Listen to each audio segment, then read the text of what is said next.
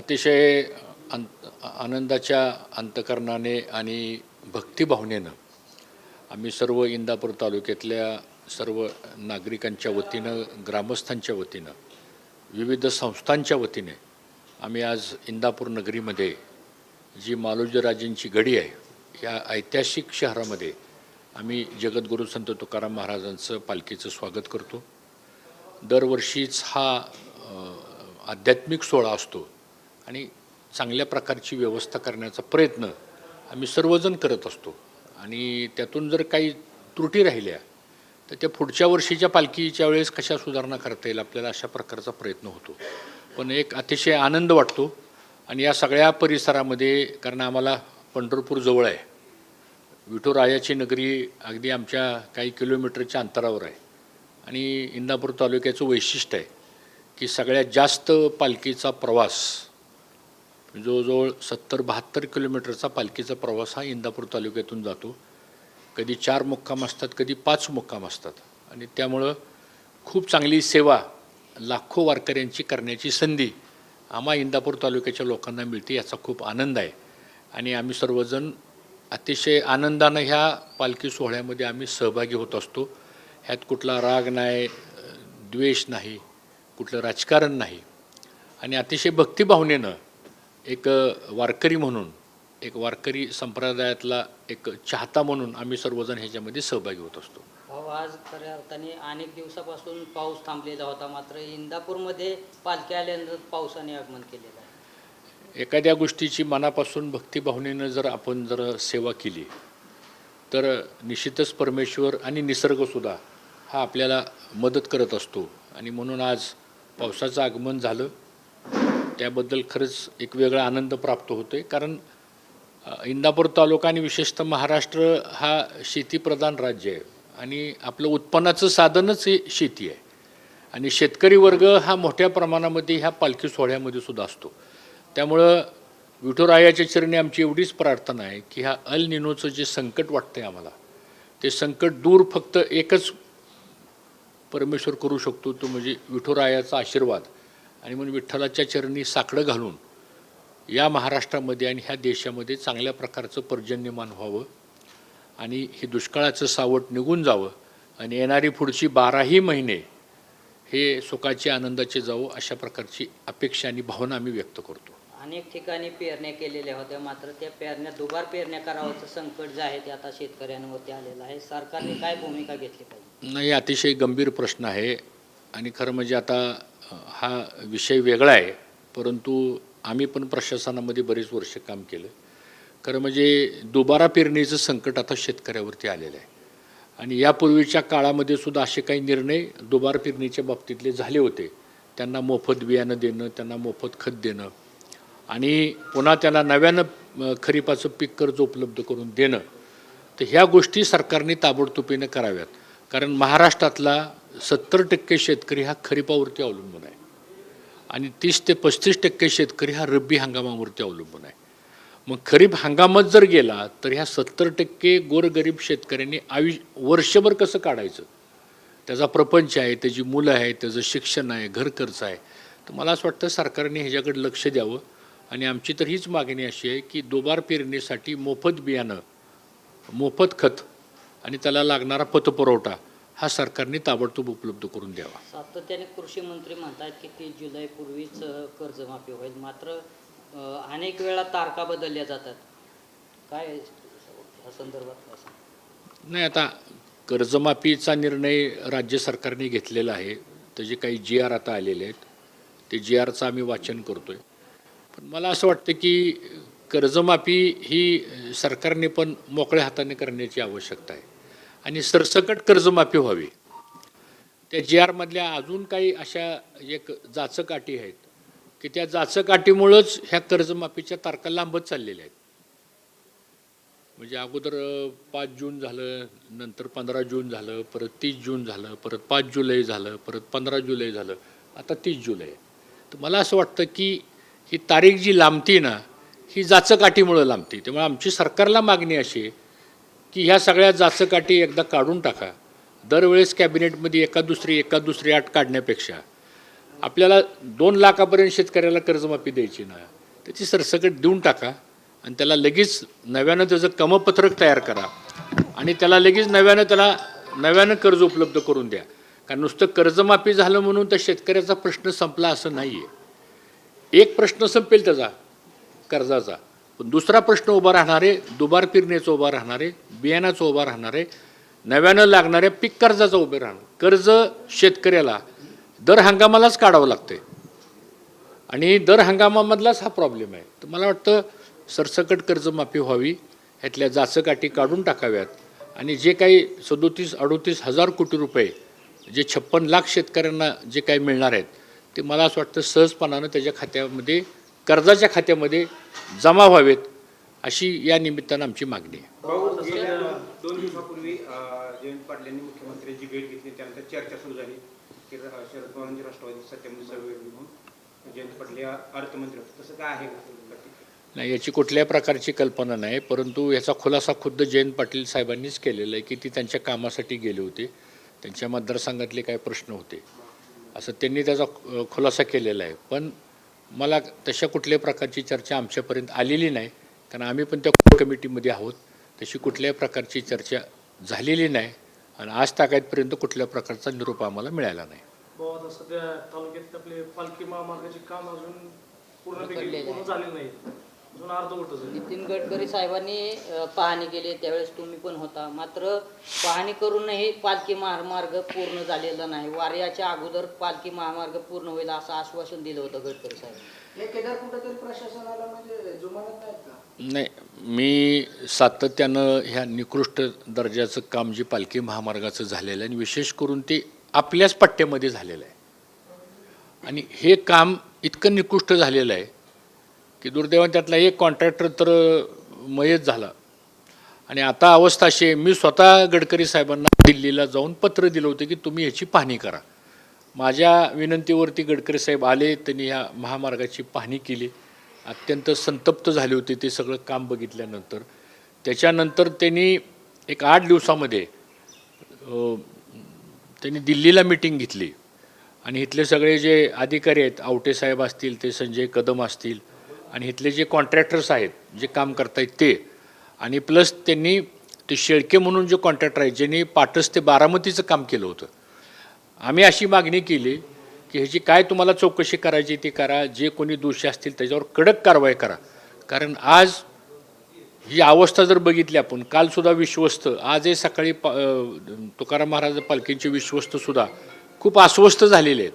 ते म्हणले आम्हाला चालता येत नाही, मातीत खडी मिसळलेली आहे, आम्हाला बरेच जणं बिगर चपलाचं चालतात, बैल रथ ओढतात त्याला रथ ओढता येत नाही. आणि इतका मोठा जनसमुदाय जो अत्यंत भावनिक सगळा घरदार संसार प्रपंच सोडून आज 200-200 किलोमीटर चालतो, पण दुर्दैवानं आमच्या भागात त्याला तो रस्ता चांगला नसल्यामुळं त्याची खूप गैरसोय झाली. खरं म्हणजे एक जबाबदार नागरिक म्हणून मी सगळ्या आमच्या वारकरी बांधवांचं मी दिलगिरी व्यक्त करतो. त्यांना खरं म्हणजे हे ठेकेदारच्या चुकीमुळं त्याची किंमत गोरगरीब वारकऱ्यांना भोगायची पाळी येते. आणि मी परवासुद्धा गडकरी साहेबांना भेटलो दिल्लीला जाऊन. आता त्यांनी काही पॅचवर्क करायला सांगितलेलं आहे आणि काही नवीन कामं इथून पुढं जी करायची आहेत आत्ता ती कामं शेळके कॉन्ट्रॅक्टरनी करावेत असं काहीतरी त्यांच्या बैठकीमध्ये ठरलेलं आहे. आणि मला असं वाटतं की येत्या 4 ते 6 महिन्यामध्ये का होईना हे जर नाही झालं तर मला असं वाटतं हा पालखी महामार्ग नसून हा त्रासदायक मार्ग झाला आहे आणि ह्यातनं काही अपघात घडत आहेत. दुर्दैवानं काही लोक मृत्युमुखी पडलेले आहेत आणि त्या रस्त्याने जाणंच मुळात आता म्हणजे जीवाशी खेळण्यासारखं झालेलं आहे. तर ह्याच्याबद्दल आम्ही पण खूप नाराज आहोत, कारण ही चांगलं काम झालेलं नाही. जर सगळ्याच रस्त्याचं इस्टिमेट सारखं असेल, सगळ्याच रस्त्याचा DSR सारखा असेल, मग आपल्या इथलं काम चांगलं का होऊ शकत नाही? कोण कॉन्ट्रॅक्टर आहे हा? आणि म्हणून ह्याच्यावर सुद्धा कारवाई तर झालीच पाहिजे, पण त्याहीपेक्षा हे जे काही निकृष्ट दर्जाचं जे काम झालेलं आहे तर ह्याच्या बाबतीत सुद्धा ठीक आहे, ते डिपार्टमेंट त्यांच्या पद्धतीने बघतील. पण आज एकतर सगळी झाडं तोडली, त्यामुळं रखरखत्या उन्हामध्ये आज त्या वारकऱ्यांना 70 किलोमीटर चालत जावं लागते. सांगतो कुठं विसावा घ्यायचं म्हणलं तर त्याला एक झाडसुद्धा नाही सांगतो. किमान पूर्वीच्या काळामध्ये चिंचेची झाडं तरी होती, जुन्या काळातली सांगतो. हा अगदी व्हायच्या अगोदर. आता वारकरीच असं म्हणतात की ते आमचा पहिलाच रस्ता बरा होता, निदान आम्हाला त्रास तरी होत नव्हता. हा नाहीतर कुठं आम्हाला मोठ्या 2-2 4-4 कोटीच्या गाड्या घेऊन जायचं ह्या रस्त्याने, आम्हाला तर पायीच चालायचं आहे.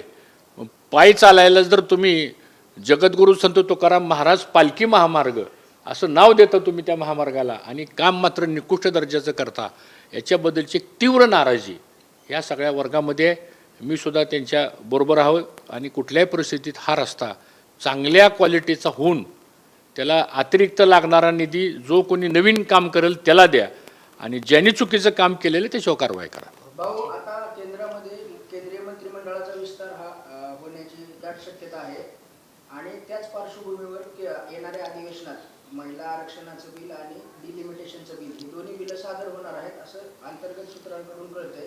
तर त्याला आपला पक्ष राष्ट्रवादी काँग्रेस शरदचंद्र पवार हा केंद्रात पाठिंबा देणार आहे असं समजतंय. तर मग ते केंद्रीय मंत्रिमंडळाच्या विस्ताराचे आणि डिलिमिटेशन बिलला पाठिंबा देण्याचे कुठेतरी धागे जुळतायत का? नाही, आमच्या खासदार आणि आमच्या पक्षाच्या कार्यकारी अध्यक्ष सुप्रियाताई यांनी 2 दिवसापूर्वीच आपल्या प्रेसमध्ये एक स्टेटमेंट दिलेलं आहे की आता या क्षणापर्यंत तरी डिलिमिटेशनचं कुठलंही बिल सभागृहात मांडण्याचा प्रस्ताव आलेला नाही. कदाचित 20 तारखेनंतर दिल्लीमध्ये अधिवेशन सुरू होते पार्लमेंटचं, आणि आमच्या खासदार सुप्रियाताईंनी हे सांगितलं की सुधारित बिल त्यांना सुधारित बिल आणावं लागेल आता डिलिमिटेशनचं. मग सुधारित बिल आणणार आहेत का नाही आणणार हे अजून काही ठरलेलं नाही. आणि ते बहुतेक त्यांच्या बिझनेस ॲडवायझरी कमिटी असते पार्लमेंटची एक, आणि ते संसदीय कार्यमंत्री असतात, त्याच्या संदर्भातला प्रस्ताव मंत्रिमंडळाची मान्यता झाली तर ते ठेवतात. तर तसं जर बिल आलं समजा तर त्याच्यावर आमचा पक्ष, आमच्या पक्षाचे वरिष्ठ नेते अभ्यास करतील आणि त्यानंतर त्याच्याबद्दलची भूमिका जाहीर होईल. पण अजून बिलच आलं नाही तर त्याबद्दल आज बोलण्यात काय अर्थ नाही. दोन्ही पवार फॅमिली एकत्र येऊन एकत्र येतील आणि ते ह्याला पाठिंबा देतील अशा आता जस्ट बातम्या येतात, त्यात किती सत्यता म्हणजे दोन्ही राष्ट्रवादी एकत्र येईल का, विलीनीकरण परत होईल का? नाही, आता काय की विलिनीकरणाच्या बाबतीमध्ये शेवटी आम्ही काही विलिनीकरणाच्या संदर्भातला अंतिम निर्णय कोण घेतं, कुठल्याही पक्षाचा असू द्या, तो पक्षाचा जो अध्यक्ष असतो तो त्यांचा अधिकार असतो. पण स्वर्गीय अजितदादा ज्यावेळेस होते आणि त्या ज्या काही 9 बैठका झाल्या त्यातल्या 4 बैठकीला मी उपस्थित होतो, आणि शेवटची बैठक जी झाली बारामतीला आपल्याला सर्वांना माहिती आहे. पण त्यावेळेस अजितदादाची प्रामाणिक इच्छा होती की दोन्ही राष्ट्रवादी काँग्रेस पक्षांनी एकत्र यावं आणि आपण एकत्र एका दिलाने आपण काम करू आणि चांगल्या पद्धतीने लोकांना आपण सेवा देण्याचा प्रयत्न करू, असं दादांची इच्छा होती. दुर्दैवानं दादांचं अपघाती निधन झालं आणि नंतर मग त्या महिन्याभरात 2 महिन्यामध्ये वेगवेगळ्या चर्चा पुढे यायला लागल्या, वेगवेगळे स्टेटमेंट्स पुढे यायला लागले. त्यामुळे मग आमच्या पक्षाच्या सगळ्या कोर कमिटीमध्ये आम्ही बसलो, एकत्र चर्चा झाली आणि त्यामुळं मग विलिनीकरणाच्या बाबतीमध्ये दादा काय म्हणले होते एवढीच भूमिका आम्ही मांडली. पण त्यानंतर पुढं ती चर्चा थांबली तिथं. आत्ता ह्या क्षणापर्यंत काही अशी कुठली चर्चा आमच्यापर्यंत आलेली नाही. आता पुढं काय होणार आहे, आता ह्या बातम्या मीडियामध्ये येत आहेत, परंतु आमच्या स्तरावर तर या संदर्भातली कुठलीही चर्चाच्या संदर्भात विषय झालेला नाही.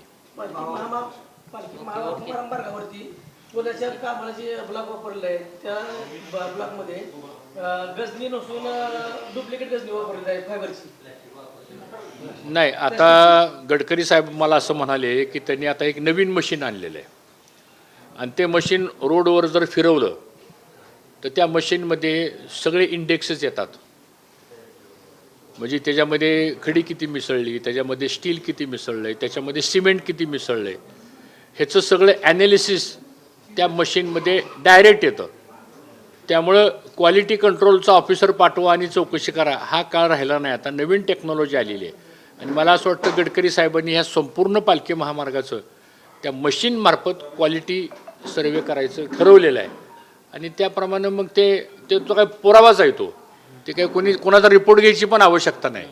तर मला असं वाटतं ते आम्ही त्यांना म्हणलं की तुम्ही करा ते. आमचा कोणाचा काही व्यक्तिगत कोणाबद्दल काही राग नाही. आमचं एकच म्हणणं असं आहे की वर्षानुवर्ष पालखी ह्या महामार्गावर जाणार आहे आणि आम्ही पण जमिनी ह्या पालखी महामार्गासाठी दिलेत ना. सगळ्यात जास्त पालखी महामार्गाचं लँड ॲक्विजिशन हे इंदापूर तालुक्यात झालेलं आहे, सगळ्यात जास्त. मग आम्ही आमची राहती घरं दिली, बागायत क्षेत्र दिलं, आम्ही एक राष्ट्रीय कर्तव्य समजूनच दिलं, एक धार्मिक कर्तव्य समजूनच दिलं. आज तुम्ही बघा सनसरपासून सराटीपर्यंत सगळा बागायत भागातून पालखी महामार्ग गेलेला आहे, कुणीही विरोध केला नाही. एक चांगलं काम होतंय, आध्यात्मिक पगडा आपल्यावर आहे. मग आता जर आम्ही जमिनी दिल्या आणि तुम्ही जर निकृष्ट दर्जाचं काम करत असाल आणि आमचीच पुढची पिढी जर अपघातामध्ये मृत्युमुखी पडणार असेल तर आम्ही हे का सहन करावं? आम्ही नाही सहन करणार आहे. भविष्य काळात ह्या गजनीचा काय दुर्गम म्हणजे होईल का असं म्हणजे टिकेल का ते फुल टिकेल? नाही, आता ती त्या ह्याच्याप्रमाणे टेक्निकल सर्वे त्याचा होऊ द्या आणि शेवटी त्याचं ऑडिट तर करावीच लागणार आहे.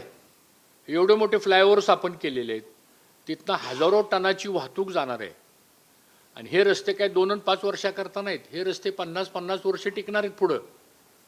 मग ह्याचा जर आजच जर काम चांगलं नसेल तर उद्या भविष्यात ह्यातनं जर काय अपघात झाले तर किती लोकांचा बळी घेणार आहे आपण. आणि म्हणून आमच्या सर्व इंदापूर तालुक्यातल्या लोकांच्या भावना तीव्र आहेत की हे काम दर्जेदार झालं पाहिजे. नॅशनल हायवे अथॉरिटी आणि त्याचे जे अधिकारी आहेत त्यांची पण जबाबदारी आहे की ही कामं चांगल्या प्रतीची का झाली नाहीत.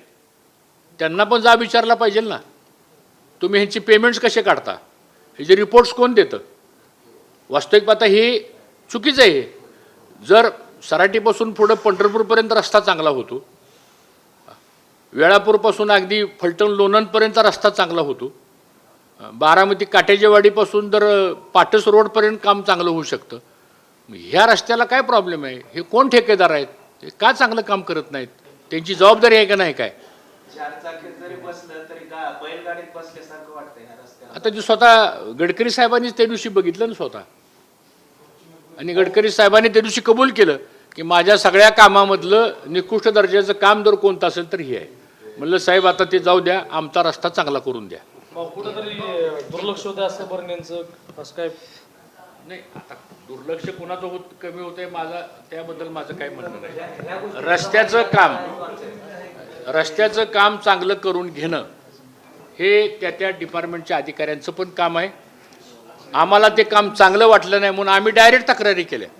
मी तर डायरेक्ट तक्रार केली. मी असं काय मी ऑन पेपर तक्रार केली ना, आज नाही, मी 2 वर्षापासून तक्रारी करतोय. त्याच्यानंतर आमच्याकडे गावोगावची निवेदन आली आणि म्हणून मला असं वाटतं की ह्याची पुन्हा एकदा चौकशी व्हावी, क्वालिटी व्हेरिफिकेशन व्हावं आणि आम्हाला रस्ता चांगला करून द्या.